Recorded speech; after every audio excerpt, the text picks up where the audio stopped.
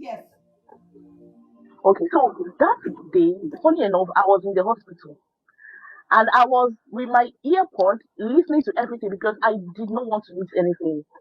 Now I noticed something. I'm pregnant, currently pregnant, and that same Friday morning, I noticed blood. So I had to rush to the hospital.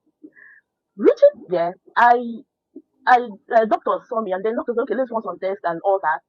And then he called me inside, and he said, I'm sorry, what you had was a chemical pregnancy, and you're no longer pregnant. Ah, and we were still on live session. I was still typing, and then I said, doctor, it is a lie. I said it's a lie. He said, madam, this is your test result. It's just a chemical pregnancy. I'm sorry. You lost your baby. I said, doctor, it's sure for me that it's a lie. And I was typing on the platform. And then he said, this is a hospital, not a church. I said, doctor, this is not what God said. And you were still saying on the live section, you were saying, you have to. The one that God said is the one you have to believe, not the one, not the report of people. What people say does not matter. It's the one that God said. I was telling doctor, I said, God, doctor, it is not possible. I am pregnant. So the way I was talking, the doctor was like, madam, you have to go. I need to see other patients. So I just left. I left his office and I was typing that day. You mentioned, I typed it on this platform. I said, I will carry this my pregnancy to the fullness. And you said it with your mouth that yes, if you're pregnant, you will carry this pregnancy to the fullness. And we prayed.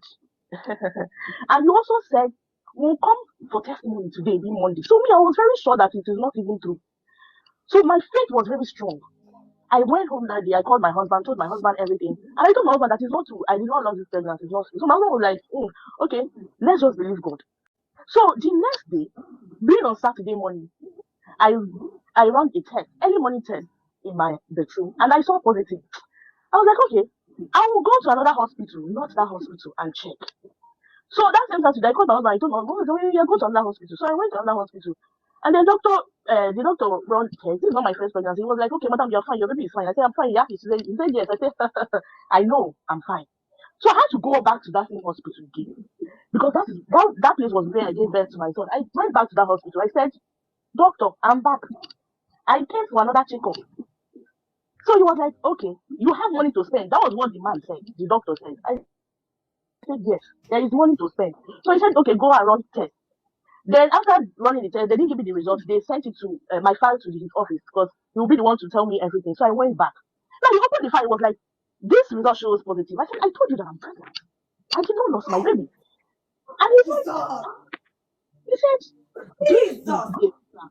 I said, I know the God that I serve, and I know the altar where I'm coming from. God Hey. cannot do something, and then he will not do it. So the doctor was like, he was confused. He said, but I'm sure it was chemical pregnant because there were lots of blood. I said, yes, the enemy came, but the altar which I am standing, it is strong. That's the reason why I always stay consistent to this order. There's a reason why I'm consistent here.